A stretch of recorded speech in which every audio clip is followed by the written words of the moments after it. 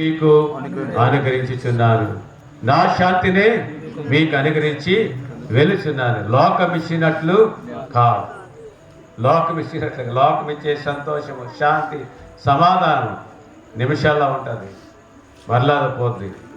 అయితే సిలువలో దేవుడు మరణించి సమాధి చేయబడి మూడో దిన తిరిగి లేచినటువంటి ఆ యేసు ప్రభువారు ఆయనను రక్షకునిగా అంగీకరిస్తే, ఆయన నీ పాపముల కొరకు చనిపోయాడని నీ విశ్వసిస్తే, ఆయన మరి సర్వాధికారం కలిగిన వాడు పాపమును క్షమించడం కొరకని నువ్వు విశ్వసిస్తే, యేసు రక్తము ప్రతి పాపం నుండి మనల్ని ఏం చేస్తుంది? పవిత్రులుగా చేస్తుంది.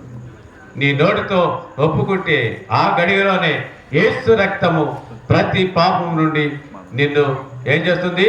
పవిత్రులుగా చేస్తుంది. ఎప్పుడైతే నువ్వు పవిత్రంగా చేయబడ్డావో ఆయన ఇచ్చే సంతోషము, సమాధానము, నీతి, శాంతి శాశ్వతంగా ఈ లోకములో మనం పొందుకోలేనటువంటి సమాధానము దేవుడు మనకు అనుగ్రహించడానికి ఈ లోకంకి వచ్చిన వాడు పుట్టినప్పుడు ఏం పాడారు?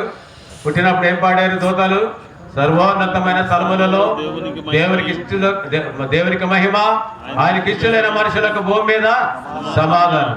ఆయన ఆరోహణమైపోతూ ఏం పలికారు? శాంతిని మీకు అనుగ్రహించి వెలుచున్నాను, నా శాంతినే మీకు అనుగ్రహించి వెలుచున్నాను.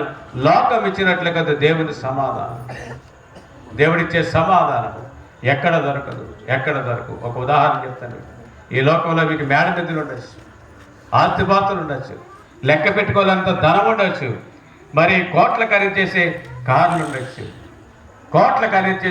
ఉండొచ్చు, లెక్క పెట్టుకోలేనంత డబ్బు నీ దగ్గర ఉండొచ్చు, మరి వందలు వేల ఎకరాలు భూములు ఉండొచ్చు, ఖరీదైనటువంటి బంగ్లాలు, మేడలు ఉండొచ్చు.